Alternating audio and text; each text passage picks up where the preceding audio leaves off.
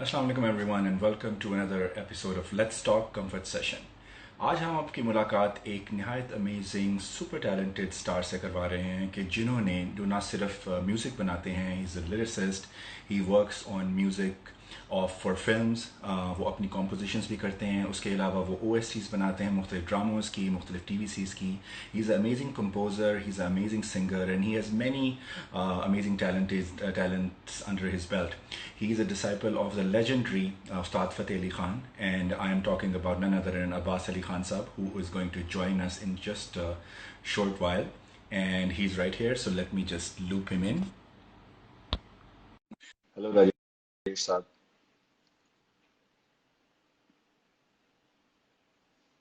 Abbas Saab, I've sent you. Here you go. Assalamu alaikum. Walaikum salam. How are you? I'm good, sir. How are you?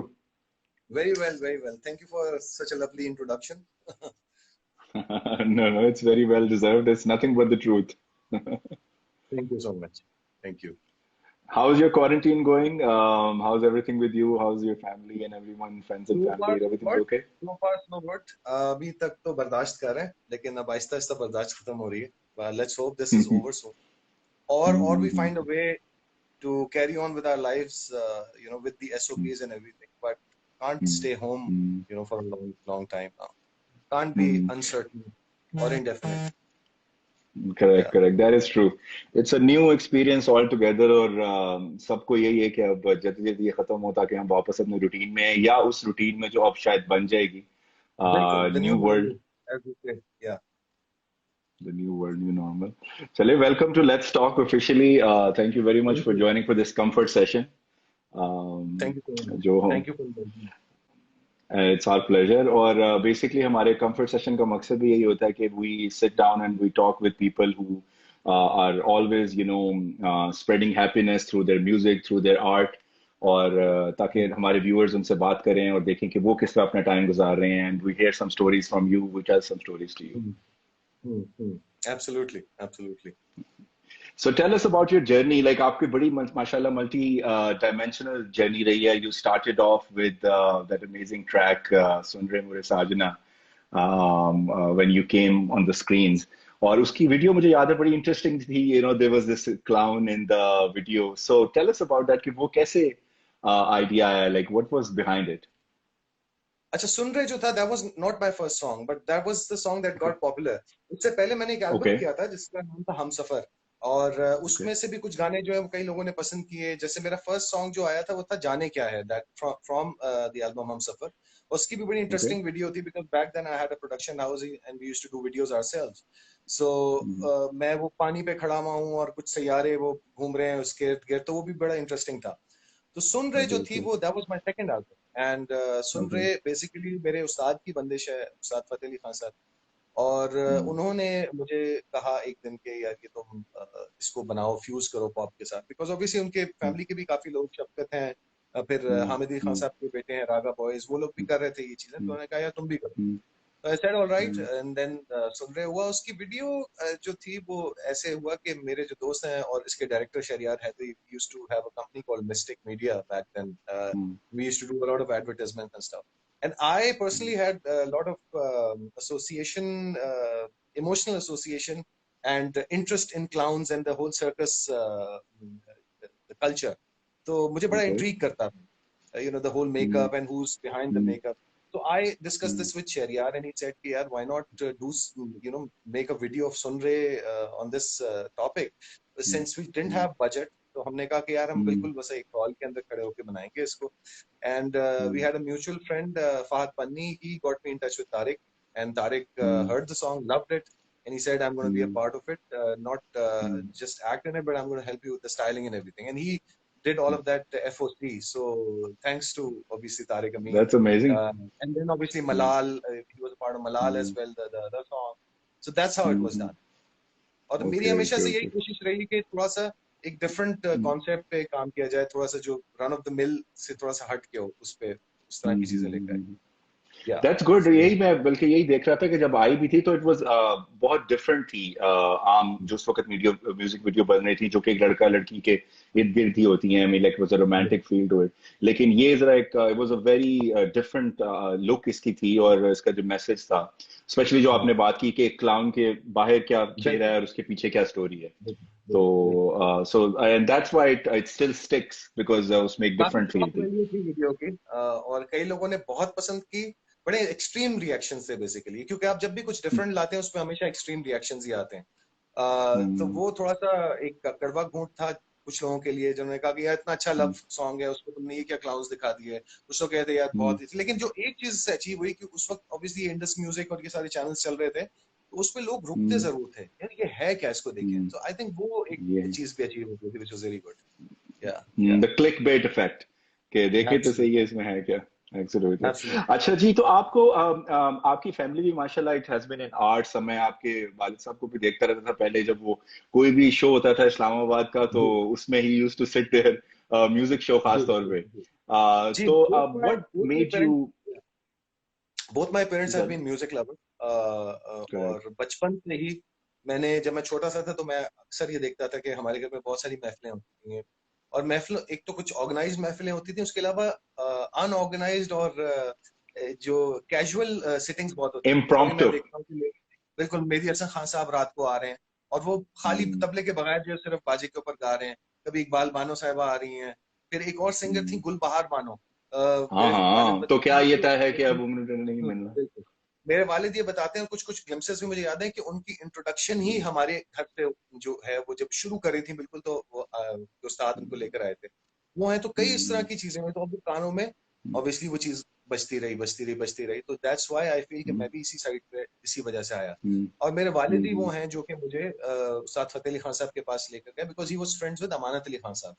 तो उन्होंने कहा कि okay. यार, I used to live in Islamabad back then, तो मेरे वालिद मुझे लेकर गए उनसे और मेरी शागिर्दी करवाई। तो ओके इस ओके। मामले में बहुत ब्लेस्ड रहा हूँ, क्योंकि अक्सर हमारे यहाँ लोगों को प्रॉब्लम्स होती हैं। ज्यादातर स्टोरीज ऐसी होती हैं कि जी मेरे पेरेंट्स खिलाफ थे और मैं फलाने कमरे में बैठ के छुप के म्यूजिक करता था। तो बहुत स्ट्रगल होता है लोगों को। तो इस हिसाब से मुझे बहुत, I was privileged and honoured and या तो लकी। जब आपने शुरू किया, लाइक जब आपके घर वालों को इसका किस तरह लाइक पता चला कि like you used to sing like just by sitting, घर में बैठे हुए और गाना गा रहे हैं, या किस तरह लाइक आई आपको पता चला कि you can really do it.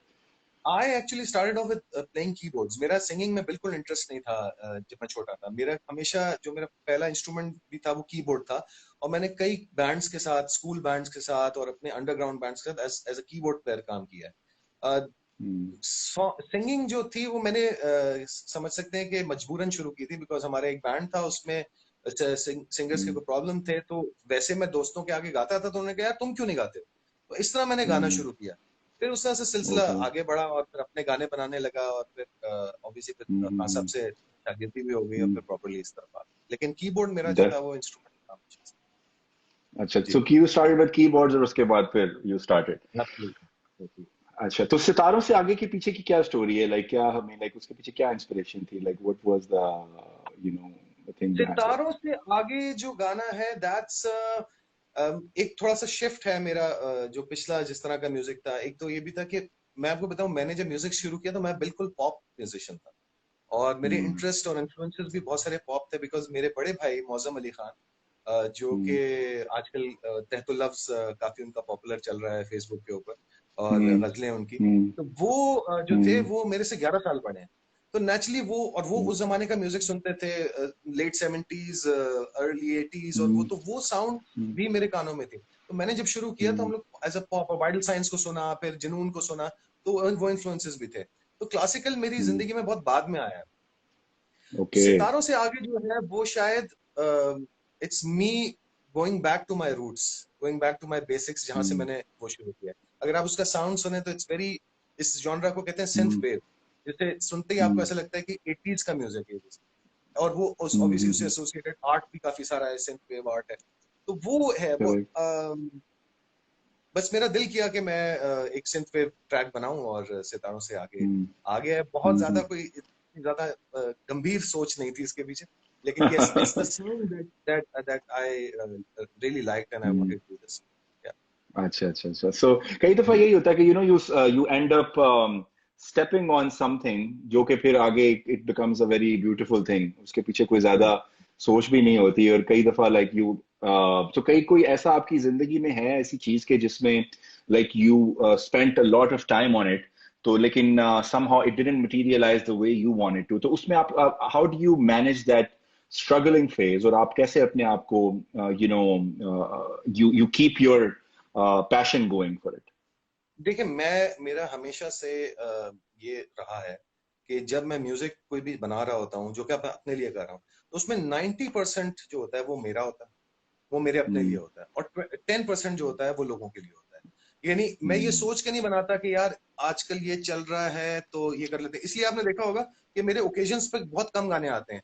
मेरा 14 अगस्त पे कोई गाना नहीं आएगा, मेरा 23 मार्च पे कोई गाना नहीं आएगा। वो मैंने, if I feel it I do it, I will not do it कि यार क्योंकि चल रही है ये चीज और करना लाजमी है तो इस वजह से आपने करना है। सो मैं अपने लिए अपना म्यूजिक करता हूँ, भेड़ चाल नहीं और है। फिर मेरे जैसे जो म्यूजिक पसंद करने वाले लोग हैं उनको वो पसंद आता है। So it's not commercial that way. अगर कोई चीज मशहूर हो जाती है तो बहुत अच्छी बात है। तो आई नेवर मेड, इसलिए हमने देखा मैं परफॉर्मेंसेस भी बहुत ज्यादा नहीं करता। सो आई हैवंट बीन उस तरह से परफॉर्मिंग एंटरटेनर।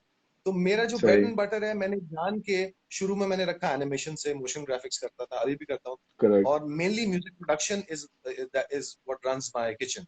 सो इट्स, मैं कभी भी अपने गानों को कॉम्प्रोमाइज नहीं करना चाहता कि मैं उनसे गवाना शुरू कर दूं, बिकॉज वरना फिर मेरा म्यूजिक खराब हो जाएगा। तो इस वजह से मैं सेटिस्फाइड होता हूँ। जो आपका क्वेश्चन था, अगर मैं सेटिस्फाइड हूँ और मैंने किसी चीज पे काम किया है तो उस पे व्यूज आ रहे हैं नहीं आ रहे हैं, मुझे अगर 4 लोग भी आके कह देते हैं कि यार हम लोग ये आपका गाना सुनते हैं और बहुत पसंद करते हैं, या गाड़ी में अक्सर लोगों ने लगाया होता है, मुझे स्क्रीनशॉट भेजते हैं, अपनी स्टोरीज भेजते हैं, I am satisfied. I know a lot of people say और they come on my video and say यार मोस्ट अंडररेटेड आर्टिस्ट, और why doesn't this video have million views, इस तरह के कमेंट्स आपने देखे होंगे अगर आप मेरे गानों पे जाएं। तो मैं ये सोचता हूं कि ओवररेटेड होने से बेहतर ये है कि बंदा अंडररेटेड। हाँ, नहीं, और खास तौर पे ये एक रही है अनफॉर्चुनेट चीज के आजकल के दौर में खास तौर पे यू नीड एक पीआर मशीनरी ज्यादा काम कर रही होती है टैलेंट से ज्यादा। मैंने कई देखे हैं कि कई बहुत मीडियोकर चीजें होती हैं जो सोशल मीडिया पे दे गो वायरल, और फिर आप सर पकड़ के बैठे होते हैं कि यार ये क्या है, और कई इतनी खूबसूरत चीजें होती हैं तो वो नहीं उस पर चल रही होती। खासतौर पे आज, बल्कि मैं देखा था, बड़ी एक इंटरेस्टिंग एनालॉजी है, it's not related to music, लेकिन आज किसी ने, अगर आप क्रिकेट को फॉलो करते हैं तो बाबर आजम और विराट कोहली साहब का कंपैरिजन लगाया हुआ था उनके फिगर्स का, और they were so close to each other, और उसने उसमें लिखा ये हुआ था कि if Babar Azam has the same kind of PR machinery, so it can really blow up. So I think, do you believe in this? बिल्कुल, absolutely. I mean, देखें, we all know Hans Zimmer because of his amazing of course scores that he's done. But then there are a lot of composers who are way better than Hans Zimmer, ठीक है ना? लेकिन they're not as famous. वो यही चक्कर है कि Can you tell us one? Sir John Williams को तो ऑब्वियसली सब लोग जानते हैं। इसके अलावा ब्रायन टाइलर हैं, बहुत अच्छे हैं। कई और हैं, ऑब्वियसली मेरे ज़हन में नाम नहीं आ रहे। लेकिन ये कि हांस जिमर क्योंकि एज अ स्टार कंपोजर इसलिए निकल के आते हैं क्योंकि कहा ही जाता है, जितना मैंने पढ़ा, कि उनकी पीआर बहुत अच्छी, यहाँ तक कि वो अपने डायरेक्टर फ्रेंड्स को जो है वो तहाइफ बहुत सारे देते हैं, फिर उनको अपने स्टूडियो घर इनवाइट करके उनके लिए खुद कुक करते हैं। तो इस टाइप की बहुत सारी चीजें करते हैं। By the way, I am a huge fan of Hans Zimmer because he's an innovator. I think he always brings something new to the films. He does. However, I believe that there are a lot of other composers who are not as famous, but they're equally good. So it's everywhere. PR and your social media presence, that counts a lot as well. खासतौर पे हांस जिमर की आप जिक्र कर रहे थे, तो Interstellar जो उनका लास्ट था, उनका जो movie, I mean, like that was some amazing composition, lovely, especially exactly. So आप, क्योंकि you are a composer and आप माशाल्लाह आप OSTs बनाते हैं, मुख्तलिफ commercials के लिए भी करते हैं, so how is it to, जब आपको एक concept मिलता है, तो walk us through this, कि आप जब अपने keyboard पे बैठे हैं, you have all the instruments with you, so what is the process? You see a scene and then you think about it, like जैसा मैं अगर आपको मिसाल दूं कि हांस जिमर का जो इंटरस्टेलर में there is that scene in which he has to connect that that spaceship and it's moving round and round, and that जो उन्होंने उसका स्कोर दिया, that takes you like you are in there. तो what goes Exactly. through your mind when you're composing something like that? What is the inspiration? देखें, जहां तक commercials की बात है, कमर्शियल्स में तो आप कंप्लीटली क्लाइंट का, एजेंसी, एड एजेंसी का और डायरेक्टर का विजन फॉलो कर रहे होते हैं। और कई दफा 90 केसेस में ऐसा होता है, जो आपके पास जब कमर्शियल आता है तो उस पर एक रेफरेंस म्यूजिक किसी और का लगा होता है और वो आपको ये कहते हैं Okay. कि इस तरह का कुछ बना दे, तो आप उसी जॉनरा Okay. में रहते हुए आप कुछ बना देते हैं। So that's that. फिल्म्स का ये होता है Hmm. कि फिल्म्स में ऐसे भी होता है जैसे कमर्शियल्स में होता है कि उनके डायरेक्टर ने Hmm. अपने तरह से Hmm. वो, और ये सिर्फ पाकिस्तान में नहीं पूरी दुनिया में होता है कि रेफरेंस म्यूजिक डायरेक्टर्स लगा देते हैं कि मुझे ऐसी फील चाहिए, मुझे ऐसी फील चाहिए। और कुछ फिल्में Hmm. ऐसी होती हैं जिसपे वो, जिस तरह मैंने एक फिल्म की थी पिंकी मेम साहब, तो Hmm. जो मैं उसमें उसी का कृति पूछने लगा शांति था है, अभी, दुबई उन्होंने की। मुझे ओपन हैंड दिया था। उन्होंने सिर्फ मुझे इतनी ब्रीफ दी थी, उन्होंने कहा था कि मुझे एक इंडी फिल्म की फील चाहिए म्यूजिक में, ऐसा ऐसा म्यूजिक Hmm. हो जिससे लगे कि ये एक इंडिपेंडेंट फिल्म। तो मैंने फिर Hmm. उस तरह से उसको सोचा। Independent film Hmm. में क्या होता है, इंडिपेंडेंट फिल्म में ये होता है, जो इंस्पिरेशन की आप बात करें, क्योंकि पैसे ज्यादा Hmm. नहीं होते तो इस वजह से Hmm. साउंड बहुत बड़ा नहीं होता, छोटा Hmm. साउंड होता है, Hmm. 2-3 Hmm. इंस्ट्रूमेंट, इसीलिए Not a lot independent of orchestra and all that, right? Pistol sound नहीं Hmm. होता उसका, उसमें थोड़े Hmm. बहुत इंस्ट्रूमेंट्स बज रहे होते हैं। तो मैंने उसमें Hmm. एक इंस्ट्रूमेंट है चिरांगो कहते हैं उसको, वो यूज किया, और बैंजो और इस टाइप Okay. के इंस्ट्रूमेंट्स यूज किए। सेकेंडली फिर मैंने एक Hmm. फिल्म की थी देख मगर प्यार से, असद उल हक की। Hmm. Asad was very Hmm. Particular about the music and he said कि यार मुझे यूरोपियन म्यूजिक चाहिए, which is very European, Hmm. Which involves a lot of accordions and piano Hmm. और उस टाइप का। सो Hmm. अगेन उसका भी Hmm. बहुत बड़ा साउंड नहीं था। फिर मैंने जब जलेबी Hmm. की यासिर बिस्वाल की, काफी पहले, Hmm. That was my initial Hmm. Film, तो यासिर ने मुझे कहा था Hmm. मुझे सिंथ पॉप और 80s की तरह का म्यूजिक चाहिए। सो वो Hmm. उसका था। तो अल्हम्दुलिल्लाह मैंने जितनी Okay. भी फिल्में की उनका बड़ा ही डाइवर्स किस्म का म्यूजिक रहा है। तो Hmm. या अब उसमें से कुछ Hmm. फिल्में चली, कुछ नहीं चली, दैट इज वो फिर Hmm. किस्मत की बात है, लेकिन मैंने अपनी तरफ हाँ, से of काफी course. डाइवर्स म्यूजिक किया। नहीं नहीं, इट्स अमेजिंग वर्क आपका, माशाल्लाह, हम देखते रहते हैं काम। It's a very interesting work that you do, और दैट्स व्हाई इट्स, इसीलिए उसकी रिकग्निशन भी है कि वो डिफरेंट है, लाइक इट्स हटके। आप जी। जो आपने ऑर्केस्ट्रा के साथ जब काम करते हैं, जब आपको कोई सी बड़ी फिल्म का या ओएसटी या किसी कमर्शियल का, जी। तो what's the biggest amount of number of musicians के जिनके साथ आपने काम किया हो?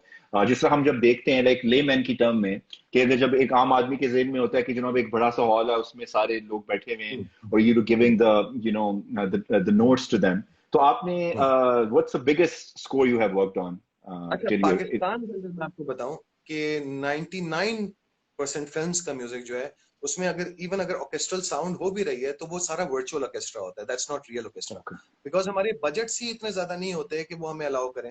So what ever orchestra I play it from virtual instruments, not the real orchestra. But it is my okay. Dream and it's my, मेरी ख्वाहिश है कि कभी किसी फिल्म का इतना बजट मिले जिसमें जो मैं ऑर्केस्ट्रा कंपोज करूं उसको मैं बाहर किसी ऑर्केस्ट्रा से बजवाऊं।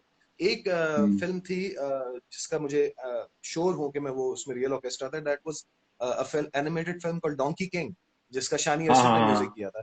He got the okay okay opportunity of getting it played from a real orchestra. I don't know if it was a okay. full 70 in piece orchestra Pakistan? or a, no, we don't have a symphonic orchestra, symphony orchestra. Pakistan में तो we exist he don't नहीं have, है। पाकिस्तान में है ही नहीं। No, it doesn't. We don't have it. हम्म। ज्यादातर लोग जो है वो बाहर इंग्लैंड से बजवाते हैं, या जो आपकी एक्स सोवियत यूनियन स्टेट जो है, कंट्रीज जो हैं, उनमें बहुत बेहतरीन ऑर्केस्ट्रा आपको बड़े इकोनॉमिकल प्राइसेस में, कॉस्ट में मिल जाते हैं, तो वहां से बजवाते हैं। ओके तो उन्होंने उन्होंने ओके। ये किया था। I think probably he is the only one who got the opportunity of doing it. But hmm आपकी जितनी गेम की इंडस्ट्री है, जितनी आपकी गेमिंग की हम्म इंटरनेशनल गेमिंग इंडस्ट्री, उसमें जितना भी हम्म आप बेहतरीन से बेहतरीन बैकग्राउंड स्कोर सुनते हैं, वो सारा हम्म। जो है वो वर्चुअल इंस्ट्रूमेंट्स पे होता है। So virtual okay. Instrument libraries जो है वो ऐसे लेवल पे पहुंच चुकी हैं कि जहां पर एक लेमैन को शायद ये प्रॉब्लम हो समझने में कि क्या ये लाइव ऑर्केस्ट्रा बज रहा है या ये वर्चुअल ऑर्केस्ट्रा बज रहा लेकिन फर्क तो है। होता होगा, जिस तरह 35 mm के जो फैन है, वो अभी भी जी। डिजिटल और उसमें फर्क देख लेते हैं, लाइक देखिए 35 mm फर्क का मैं आपको प्रिंट हो। बताता हूँ, फर्क सिंपल सा है कि जब 70 लोग बैठे हुए अपनी सोल एक अपने इंस्ट्रूमेंट में फूक रहे होते हैं, तो कुछ ऐसी चीजें हैं हम्म जो अल्फाज नहीं बयान कर सकते, वो चीज सिर्फ आप महसूस हम्म कर सकते हैं। तो वो सबसे मेजर हम्म फर्क तो वो है। फिर टेक्निकल हम्म फर्क है कि जिस तरह सोलो इंस्ट्रूमेंट्स जो होते हैं, वायलिन हो गया या जो सोलो चेलो हो हम्म गया, वो थोड़ा सा प्रॉब्लम हम्म होता है। जो ऑनसाम्बल्स होते हैं हम्म वो थोड़ा सा आसान होते हैं। लेकिन हम्म। मेन फर्क जो वही है कि सोल का फर्क, जो सोल या हर बिल्कुल। म्यूजिशियन अपना डाल रहा है, वो आप हम्म किसी तरह भी रिप्लेस नहीं कर सकते उसको, ये उसका कोई हम्म। Alternate Yeah. आप समझते हैं कि पाकिस्तान में हम बना सकते हैं, लाइक कैन वी लाइक अगर हम आज शुरू करें तो how long it will take for us to come to that level कि हम एक बेसिक लेवल का सिम्फनी ऑर्केस्ट्रा डेवलप कर सकें?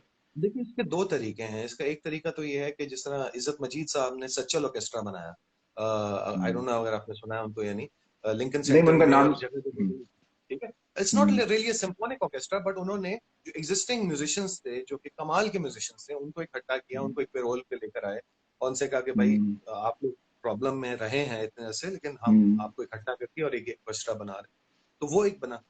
सिम्फोनिक ऑर्केस्ट्रा के लिए बहुत जरूरी ये होता है कि आपके आपके म्यूजिक स्कूल्स हों, बिकॉज म्यूजिक स्कूल से ये चीज जो है वो आहिस्ता आहिस्ता बनना शुरू होती है। आपने अगर वो देखी होगी, फ्लैश फिल्म देखी हो, उसमें जो उनका ब्रास बैंड, जो जैज बैंड था, तो इसी तरह सिम्फोनिक ऑर्केस्ट्राज आप ऐसे रैंडमली लोगों को उठा के नहीं कर सकते, बिकॉज ओके। रैंडमली कितने लोग ऐसे होंगे जो कि चेलो सीख रहे होंगे, कितने लोग ऐसे होंगे जो क्लारनेट बजाते हैं, या कौन सा ऐसा बंदा है जो कि टेम्पनी बजाता है। तो वो स्कूल्स ये कल्चर आपको देते हैं और ये एजुकेशन आपको देते हैं जो कि फॉर्म ऑर्केस्ट्रा कर सकता है। फिर क्वायर का एक इतना एक डीप, सिर्फ क्वायर का ही अगर आप सेक्शन ले लें, वो इतना ज्यादा डीप और इंटेंस उसकी लर्निंग है, जिस तरह की हार्मोनाइजेशन हम लोग करते हैं। So schools are very important, उसमें बहुत वक्त लगेगा। So we are a very far far away from that time जब हम कर इट्स सकेंगे। नॉट इंडिया में है? इम्पॉसिबल। जी इंडिया में? जी, इंडिया में है, इंडिया में बिल्कुल है, मगर इंडिया भी काफी रिलाय करते हैं बाहर के ऑर्केस्ट्रास के ऊपर। मेरी इस सिलसिले में एक वहां पर एक साहब से बात हुई थी, एक फॉरेनर हैं, एंड्रू उनका नाम है, और उनका काम ये है कि वो सिर्फ इंडियन जो डायरेक्टर्स और कंपोजर्स हैं उनको कनेक्ट करते हैं बाहर के ऑर्केस्ट्रास के साथ, और उनका जो ओके स्कोर होता है वो वहां से भिजवा के देते हैं। तो ओके ओके। बाहर से बहुत काम होता है, रहमान साहब भी बाहर से बहुत काम करवाते हैं। फिर एक ओके मेरे दोस्त हैं ओके। मिकी, वो काफी करवाते हैं अपना ऑर्केस्ट्रा वहां से। जी अच्छा जी। अच्छा अच्छा। वहां पे अगर आप बाहर के किसी बैकग्राउंड स्कोर को लें, फॉर एग्जांपल नेम सेक है, उसमें नितिन स्वानी का है, फिर माइकल डायना को यूज करते हैं जिस तरह मॉनसून वेडिंग में किया था। तो who is your, if there is one person that you would name that जिसको आप फॉलो करें या जिसको आप समझें कि is a very good level, तो who would that be? For देखिए, मैंने आपको बताया मेरे तो सर जॉन विलियम्स मेरे सबसे ज्यादा ओके फेवरेट हैं। मेरा ओके। ख्याल से उतना डिटेल्ड और इन डेप्थ और पावरफुल स्कोर और वैरायटी स्कोर के अंदर जो है, कन्वेंशनल स्कोर जिसको मैं कहूँ, कन्वेंशनल ऑर्केस्ट्रल वो उसमें सर जॉन विलियम्स हैं। और जो कि कंटेम्प्ररी और इनोवेटिव स्कोर्स हैं उसमें हांस जिमर जो है वो मुझे हाँ बहुत अच्छे जमा। लगते हैं, जिस तरह से उन्होंने अपने नई टेक्निक्स उसमें यूज की हैं अपने स्कोर्स के अंदर। और जिस तरह से, देखिए, मैं ये समझता हूँ कि क्या हुआ होगा उनके साथ जब उनको ये कहा गया होगा कि आप मैन ऑफ स्टील का म्यूजिक देंगे, जो कि जॉन विलियम्स कर चुके हैं। तो मैं पढ़ रहा था, तो यही कहा उन्होंने, कहा यार I can't recreate that music, so anybody who is thinking I am going to recreate और take that music to the next level, ऐसा हो नहीं सकता। सो नहीं हो उन्होंने, सकता। अगर आप देखें तो बड़ी ही मिनिमल अप्रोच ली मैन ऑफ स्टील के म्यूजिक का जो सिग्नेचर है करेक्ट बहुत minimal. So correct. he's a genius that way. Yeah. So these two are my favorite. उसके अलावा सही। ब्रायन टाइलर बहुत अच्छा म्यूजिक कर रहे हैं। पहले मतलब वो मेरे ज़हन से नाम निकल गया, बाल काफी हैं, काफी लोग हैं। Who would you pick? अगर आपको मैं थ्री फिल्म्स दूं, brave heart, Interstellar, gladiator, like which score do you think is the best among three? Brave heart, gladiator and Interstellar, that's a very tough one actually. Yeah, because मेरे they're all लिए, very हाँ, expansive, like amazing आई composition. तीनों की अपनी अपनी qualities हैं, लेकिन मैं अगर पिक करूंगा तो मैं इंटरस्टेलर करूंगा, इंटरस्टेलर Okay, करूंगा। not because Braveheart. Somehow That's Scottish Pipes. जैसे मैं कहूँ, I loved Braveheart and I loved Gladiator, which was also Hans Zimmer by the way. But Correct. जो मिनिमलिज्म के अंदर जो उन्होंने काम किया है ना इंटरस्टेलर के अंदर, वो आई थिंक, और टीचर के लिए इस तरह का काम करना बहुत जबरदस्त और बड़ा दिमाग चाहिए। अगर आपको वो सीन उसका याद हो, इंटरस्टेलर का जो last scene when he goes into the black hole, yes, there is this impact that Hans Zimmer has created when he's passing through all the stars, और वो एक आवाज create करते हैं. What instruments are those? Like, can you guide us on that? he uses a lot of synth sounds. So they Okay. might not be real instruments, but some synths that he has created. If you've Okay. seen his studio, he has like a really old Moog modulars जो कि पूरी wall के size का उनके पीछे film की तस्वीरों में लगा होता है. तो वो अक्सर उतने वो that's an analog synth, उसके ऊपर वो काम कर रहे होते हैं. तो उस Okay. he uses a lot of synth sounds और इसमें तो बहुत सारी यूज हुई. और जो इसमें जो मेन इसका signature है, that's like a church organ जो उन्होंने यूज किया, उसको रिकॉर्ड भी वहीं पर किया. And Interstellar is very interesting because Nolan is a genius, and Nolan knows how to take work from composers. तो जिमर का मैं पढ़ा तो उन्होंने कहा था कि नोलन जब मेरे पास इसका वन लाइनर लेकर आए थे इस फिल्म का, तो उन्होंने मुझे ये भी नहीं बताया था कि ये साई-फाई फिल्म है. उन्होंने मुझे ये कहा था कि यार ये एक स्टोरी है बाप की और अपने बेटे के साथ, बेटी भी नहीं, बेटे के साथ, because he knew that Hans Zimmer would instantly think of his own son and make something. So later on he told him that it's not a son, actually it's a daughter, and it's a sci-fi, because he knew that if he would have told Hans Zimmer it's a sci-fi, then वो totally कोई sci-fi music बनाते हैं जिस तरह का. बिल्कुल. But he wanted that human emotional touch. Yes. So yeah, that's that. Yeah. Chale, before we get to your amazing songs जो आपने हमें आज सुनाने हैं, अगर anything in pipeline that we can look forward to, जो आप जिस पे काम कर रहे हैं? pipeline में अभी एक गाना मेरा है, उस गाने का नाम है मैं हूँ, और that's a song where you would see the pop influenced Abbas Ali Khan mixing with the classical Abbas Ali Khan. Basically there are two sides to it. Interesting. जितना मेरे गानों में भी नजर आता है. तो मैं कुछ मेलोडीज बनाता हूँ जो इतनी सिंपलिस्टिक होती हैं कि लगता है कि इस बंदे को क्लासिकल आता ही नहीं, और कुछ इतनी मुश्किल होती हैं कि लोग ये सोचते होंगे ये पॉप कर ही नहीं सकता. सो ये अब मेरा जो है ना वो कन्वर्ज हो रहा है. So musically it's very contemporary, it's very ambient, but vocally it's going to be very बीच में उसके काफी आलाप हैं और काफी सरगम है, इस टाइप की चीजें. So when is it out? जो है वो गाना है, और वो मैंने लिखा एक कैफियत के बारे में, ऐसी कैफियत जब आपको मराकबे में या मेडिटेट जब आप कर रहे होते हैं, जिस कैफियत के अंदर आप जाते हैं, जब आप अपने आप को पहचानते हैं या अपने से बात करते हैं, तो वो उस वक्त जिस तरह का आप फील करते हैं उसके बारे में ये गाना है. So wonderful. When is it out? It's going to come out. चलो, that's good. We're looking forward to it.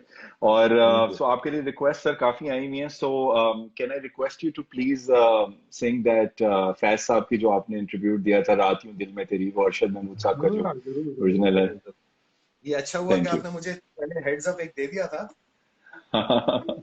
Because I know कि आपका म्यूजिक काफी कॉम्प्लिकेटेड है, तो मैं पहले ही आपको जरा बता दूं.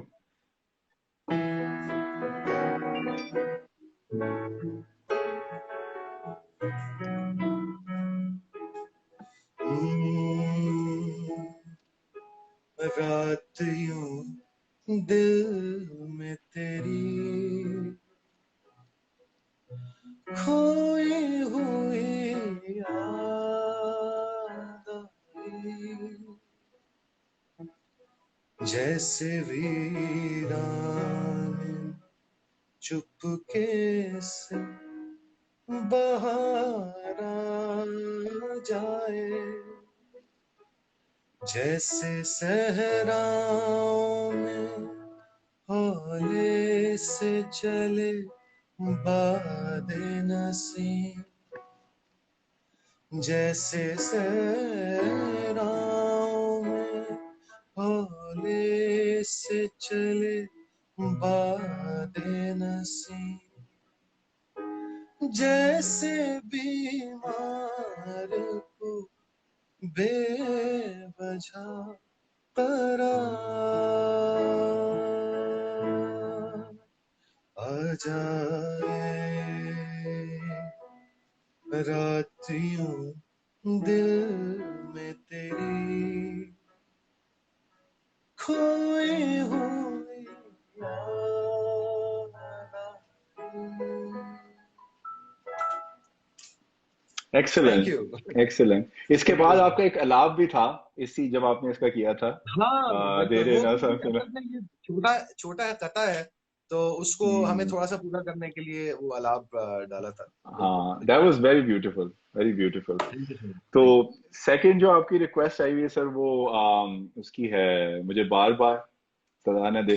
उसके पीछे बल्कि मुझे बताएं कि I heard its lyrics are by some Sufi saint, जी जी जी इट्स जी जी, मुझे बार बार सदाना थे हजरत बाबा गुलजार साबरी, एक सूफी हैं और मेरे मुर्शिद भी हैं। उनकी एक किताब थी, उसके अंदर से वो वर्ड्स लिए थे, और उन्होंने ही बल्कि मुझे कहा था कि ये तुम अगर इसका कुछ तुम कनेक्ट करो इससे तो जरूर करो। और मुझे जब कोक स्टूडियो में बुलाया गया तो उन्होंने मुझसे कहा था कि आप मन कुन तो मना करें। बिलाल भाई से मेरी बात हुई, ओके बिलाल मकसूद से। ओके मैंने बड़ा डरते डरते बिलाल भाई से रिक्वेस्ट की, तो मुझे कहा ये गया था कि यार जो कहे ना करने के लिए वो चुप करके कर लेना, क्योंकि वरना जो है ना तो पता नहीं चलेगा। अच्छा खैर, तो मैंने उनसे कहा कि मैंने कहा देखिए मैं आपको एक चीज भेज रहा हूँ, अगर आपको ठीक लगे तो आप मैं चाहूंगा कि मैं वो करूँ, क्योंकि मन कुन तो मौला हालांकि मेरी अपनी भी रेंडिशन है, लेकिन मैंने कहा कि वो एक कॉम्पोजिशन ऑलरेडी हुई हुई है, मैं चाहता हूँ मैं अपना कुछ करूँ। तो मैंने सही। अपनी एल्बम का वर्जन मुझे बार बार सराहना देखा, वो इनको भेजा। तो 2 हफ्ते के बाद फिर मुझे उन्होंने बोला कि यार मैंने सुनता रहा हूँ, मैं मुझे मजा आया, तो हमने बल्कि अरेंजमेंट भी बना ली है उसकी, तो तुम जो ठीक है वंडरफुल। कर लो। Very happy, so that's how it came on Coke Studio. और लेकिन कोक स्टूडियो से पहले मैं अपनी एल्बम के लिए कर चुका था, इसका एक वर्जन जो है वो अच्छा मेरी अच्छा एल्बम अच्छा। में भी same composition but a different arrangement. But okay I okay personally okay. Like the more, I think वो बहुत अच्छी थी, because how please all the please. Compositions, so yeah, so जी जी ऐसे मुझे प्लीज। बात है। सही अच्छा है। ओके। चले सुनाए जी।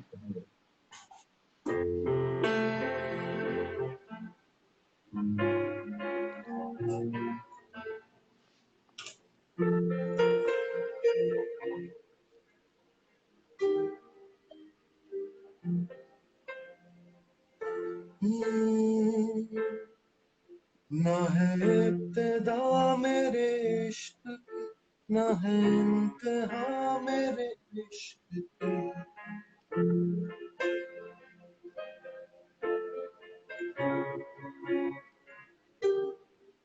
ना है इब्तिदा मेरे इश्क की, ना है इंतहा मेरे इश्क की, मेरा इश्क है मैं मेरा खुदा, मुझे और कोई खुदा न दे।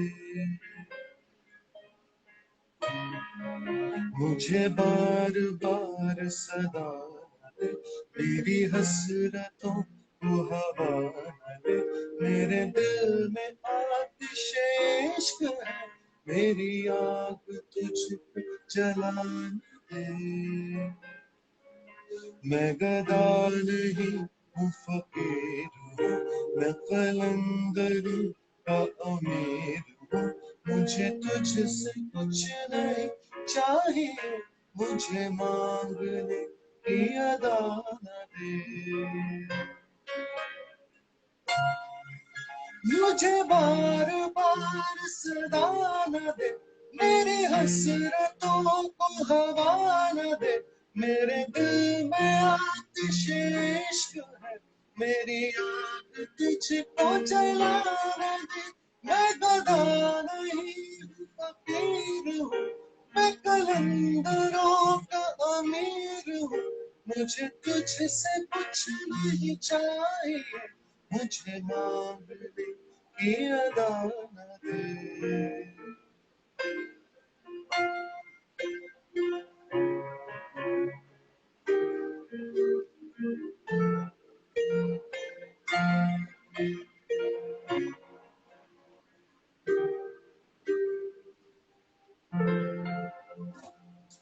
Excellent.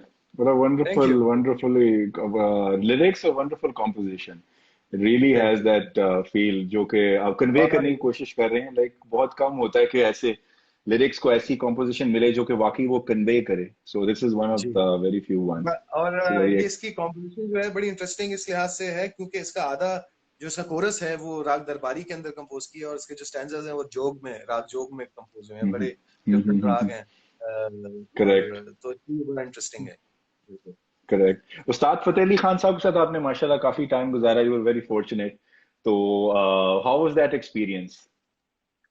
वाज मेरे ख्याल से मैं जो हूँ वो जितना भी गा रहा हूँ उनकी वजह से ही है, और Hmm. मैंने काफी वक्त और काफी क्लोज था मैं उनके। हमारी एक एकेडमी Hmm. थी इस्लामाबाद में, वहां पर हम मैं जाया करता था और भी स्टूडेंट्स होते थे। मगर कुछ स्टूडेंट्स को खान साहब जो है वो पिक कर लेते थे, वो देख लेते थे कि यार ये इसमें पोटेंशियल है कि आगे जा सकता है। तो मैं क्लासिकल सीखने से पहले भी गा तो रहा था अपने ओन के ऊपर, चीजें कर रहा था, लेकिन जो आवाज का थ्रो है, आवाज की जो पावर है, और क्योंकि मेरा अपना इंटरेस्ट भी था म्यूजिकोलॉजी में भी, तो मैं इस लिहाज से भी क्लासिकल सीखना चाहता था कि रागों की नॉलेज लूं कि कौन सा राग क्यों फर्क होता है किस तरह से। तो खान साहब ने बहुत प्यार दिया और बहुत ही ध्यानदारी से, बहुत ही दिल खोल के मुझे सिखाया। और जब ऑब्वियसली ये एक है कि जब आप गंडा उस्ताद से बनवाते हैं तो काफी चीजें जो है वो रूहानी तौर पे भी ट्रांसफर होती हैं आपके अंदर। तो वो भी चीज मैंने फील की। फिर अच्छा। उनकी ऐसी रिकॉर्डिंग्स मैंने जमा की डिफरेंट जगहों से, जो कि शायद उनके पास भी नहीं थी, कि अक्सर उनको सुनाया करता था मैं। फिर सो या I mean that was an amazing experience. और मैंने काफी अर्से तक उनके साथ बैठ के तकरीबन कोई 6-7 साल उनके साथ बैठ के मैंने सीना बसीना क्लासिकल सीखा। तो और जिसको मैं अपने म्यूजिक में इस्तेमाल करता हूँ डिफरेंट डिफरेंट तरीकों से। बिल्कुल, दैट्स अमेजिंग। बहुत माशाल्लाह एक बड़ा सादत की बात है कि एक ऐसे लेजेंडरी आर्टिस्ट के साथ आपको टाइम गुजारने का मौका मिला और जी सीखने का बिल्कुल। मौका मिला। अपने आई थिंक अपने टाइम के वो वाहिद उस्ताद थे जो कि जिन जो कि हमारी जनरेशन को मिले। ऐसे लोग जिन्होंने एक्चुअली कोर्ट्स में, दरबारों के अंदर जो है वो गाया है और देखा है वो टाइम जब बादशाह और नवाब और इस तरह के लोग जो हैं, महाराजा जो थे, वो अपने कोर्ट के अंदर कोर्ट म्यूजिक, तो वो स्टोरीज भी उन्होंने हमें सुनाई, महाराजा पटियाला की काफी सारी चीजें। तो I was very fortunate, yes, very या फॉर्चुनेट। दैट्स मेरा एक्सीलेंट। ख्याल कि जो आपसे जी वो जी गाना, उस वक्त का गाना अब नहीं एग्जिस्ट करता मेरा ख्याल से। नहीं करता, बिल्कुल नहीं करता। और मैं बल्कि कल सबा हमीद जी हमारे साथ थी, तो उनसे भी ये डिस्कस कर रहा था कि जो 80s में ड्रामास बने, ड्रामा 83 बनता था, ड्रामा 84, और इस तरह के बहुत जबरदस्त एक्टिविटी थी उस जमाने के पीटीवी में। PTV was nothing less than HBO of that time, कि जी जिसमें जी क्लासिकल चीजें बनती थी, जो डायरेक्टर्स थे हमारे पास, म्यूजिकल डायरेक्टर्स थे, ख्वाजा नजमुल हसन ने तरन्नुम बनाई, फिर मेरी पसंद। जी तो वो चीजें अब बिल्कुल ही लाइक नापैद होके रह गई नहीं। अब मक्खी पे मक्खी जी मार रहे हैं, लेकिन कोई चीज पे जिसे कहते हैं ना, इमोशनल इन्वेस्टमेंट नहीं हो रही। पैसों की इन्वेस्टमेंट हो रही है, इमोशनल इन्वेस्टमेंट म्यूजिक में नापैद होती जा रही है। सो दैट्स अ वेरी बिल्कुल सही अनफॉर्चुनेट थिंग। तो आपसे जो नेक्स्ट है। हमारा जो राग जो है, सेकंड लास्ट जो फरमाइश है, वो तिलक कमोद की, जो जी आप जी जी हमें प्लीज जरा, जो आपका एक, जी बल्कि मैं जी बताता फिर व्यूअर्स को कि जो अब्बास साहब ने हुमैरा चन्ना जी के साथ कोक स्टूडियो में गाया था, was one of the amazing songs that Coke studios produced. और एज अ म्यूजिक लवर, बहुत कम गाने होते हैं जो आपके साथ रहते हैं और जिनमें जो आपका अलाप था, जो उसमें आपने जिस तरह कॉम्पोजिशन थी फूल बनरो की, दैट वाज जी outclass. Like it's still, जी। आज भी सुनो तो उसका वो एक वैल्यू है जो कि नहीं थी। तो प्लीज अगर आप हमें वो सुना दें। अच्छा, थोड़ा सा ये बताऊं कि अलाप क्योंकि इम्प्रोवाइज्ड होता है, जी। जो इंटरेस्टिंग बात है कि जो अलाप मैंने वहां पर किया था, वो हम्म प्लान नहीं था। हमें ये तो पता हम्म होता है कि किस राग में हमने करना है, लेकिन जो उनकी कॉम्बिनेशंस जो हम लोग जो मैंने वहां पर गाए, वो उसी वक्त जो आमद हुई थी वो, या क्योंकि हमारा गाना ही आमद का हिसाब ओके। था। लेकिन उस राग अच्छा में अच्छा रहते अच्छा हुए मैं अच्छा। आपको थोड़ी सी शक्ल जरूर दिखा देता हूँ कि क्या है please Tilak Amod. Please.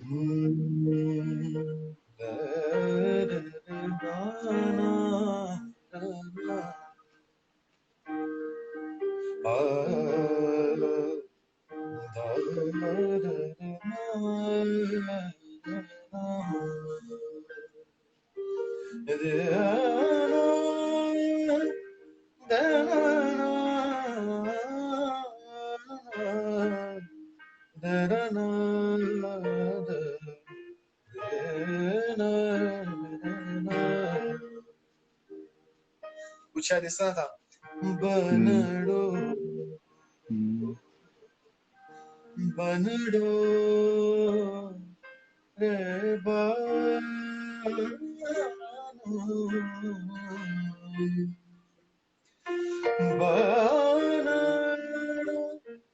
बनड़ो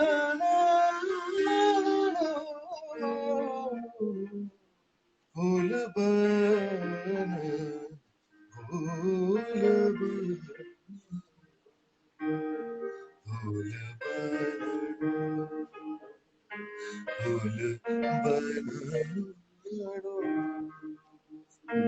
excellent excellent. So अभी जी मैं तो कल के आपने जो बात कही उससे मैं और सरप्राइज हूँ कि इट वाज इम्प्रॉम्प्टो जब आपने उधर वो जी जी किया, बिल्कुल इट बिल्कुल वाज बिल्कुल absolutely it's that was always like amazing. तो उसके वो हो गया, या मुझे बार बार सदाना के दे के बाद जो आलाप था दरबारी के अंदर वो हो हाँ गया, वो हाँ, सारा इम्प्रोवाइज था और वो वन तो वो तो टेक बड़ा था। और मजा जब आया वो होगा। जी जी वाह, बहुत ज्यादा बहुत ज्यादा बहुत हाँ, ज्यादा। और तो मैं जब आपको आपने एक खत्म किया था, जी सॉरी मेरा क्वेश्चन मैं था कि जब आपने वो खत्म किया था, बिकॉज आपका जो एंड में अलाप है जब when it goes to the जी क्लाइमैक्स, तो जब वो जी आपकी खत्म हुई होगी तो वहां पे तो सारे दे मस्ट बी लाइक कि बड़ा एब्सोल्युटली। Amazing performance. बल्कि मैं बताऊं कि मुझे बार बार सदाना दे की जब रिकॉर्डिंग हो रही थी तो वहां पर अनवर मकसूद साहब भी मौजूद थे बिहाइंड द कैमरा। हम्म और हम्म उन्होंने मुझे ये बोला था, और फैसल कबाडिया भाई ने मुझे बोला था कि यार सुनो, इसके बाद कुछ दरबारी का कुछ कर देना यार, कुछ अलामत ना इस तरह, इसी तरह से उन्होंने कहा। मैं कहा जी जो आप हम्म जैसे सर आंखों पर आपकी हम्म बात। तो तब ये हम्म जाके फिर हुआ था। हालांकि मेरा प्लान नहीं था कि हम्म इस तरह से एंडिंग होगी, लेकिन हम्म हमने यही प्लान किया कि फिर हम इसको एक्सटेंड कर देंगे, जो उसका एक म्यूजिक का एक झोल हम्म उसका चल रहा है, और उसके ऊपर फिर मैं हम्म दरबारी हम्म बना। नहीं नहीं, वो एक्सीलेंट, क्योंकि वो फूल बनने का वो जो पार्ट है जब आप वो जो स्पेस आती है हुमैरा जी देती हैं, and then you when you start बिल्कुल दैट बिल्कुल दैट वाज बिल्कुल अमेजिंग। बिल्कुल। और वो नहीं, और मेरा आई कैन मेरा ओनली जो इमेजिन कि इसके वहाँ के बाद गायक हैं जी, वो तो उनके साथ गाना ही मेरे लिए बहुत ऑनर की बात थी। और हम्म जिस तरह से उन्होंने अप्रिशिएट किया मेरे गाने को, बल्कि अगर उसकी हम्म वीडियो को आप क्लोजली वॉच करें तो एक ऐसा वो नहीं कैप्चर मैंने कैमरे देखा, ने मैं भी वही किया है कहने लगा जो था, शी डज दिस। सिंगल अपने देते हैं कि तो बाद में भी बहुत तारीफ बिल्कुल उन्होंने की मेरी। बिल्कुल बिल्कुल। तो बल्कि बहुत जब तारीफ आया भी की। था ये बात तो आई रिमेम्बर मैंने ये खास तौर में अपने घर में बात की थी कि अभी देखना कि हुमैरा जी ऐसे शी गिव्स द हाँ एक्नॉलेजमेंट एंड बिल्कुल यू से यस, सो इट बिल्कुल। वाज अ वेरी तो that was nicely done. Nothing was planned, वो सारा कुछ उसी वक्त हो रहा था जो कि हो रहा था। तो या Excellent, excellent. Thank you so much, Abasa, for joining us, for giving us this बिल्कुल amazing बिल्कुल। time and with great song. So before we let you go, अगर आप जाने से पहले एक मन कंतु मोला का एक हमें सुना दें तो फिर that would be very जरूर nice. जरूर जरूर। हो हरम की गोद में इस तरह बुतरा है, नबी के कल्ब पे जैसे कि अलकिताब, विलादत शह मर्दा का जिक्र काबे में, जुदर से पूछो तो दीवार से जवाब आए। मन तो मौला, मन तो मौला, फज़ाली मौला मौला, फज़ाली मौला मौला, मन को मौला मन को मौला मौला। वाह वाह वाह, अल्लाह ताला आपको खुश रखे। What an amazing thank end you. to an amazing session. आप अपना ख्याल बहुत रखें। शुक्रिया, Thank you बहुत so मजा much आया for मुझे, joining. बहुत मजा आया। चलिए good, I am glad you enjoyed it. बल्कि हमारे व्यूअर्स भी बड़े जबरदस्त कमेंट दे रहे हैं, हमें पढ़ने का मौका नहीं मिला दे, लेकिन मैं आपको बता दूं कि इंडिया से अरुणधति जी हैं, इंडिया से ही राजेश मल्होत्रा साहब हैं, मदीहा हामिद हैं पाकिस्तान से, इंग्लैंड से कामरान साहब हैं। So there is a lot of people from all around and who are appreciating and supporting and saying thank you for this amazing session. Thank you very much for joining. मैं शुक्रिया अदा करना चाहूंगा जितने लोगों ने भी ज्वाइन किया, सुना ये सेशन उनका। Thank you very much, viewers, for joining for this amazing session with the Abbas Ali Khan Saab. Inshallah, we'll see you tomorrow with Pakistan's very senior or some insider story holder, political analyst Suhail Wadait Saab, who's going to be joining us for tomorrow's comfort session at 9:30 p.m. So, अपना ख्याल रखें, stay inside, stay safe, and और इस negative वक्त में positive चीजें करें, एक दूसरे की सपोर्ट करें, and try to keep smiling and make others smile as well. Thank you very much. अस्सलाम वालेकुम।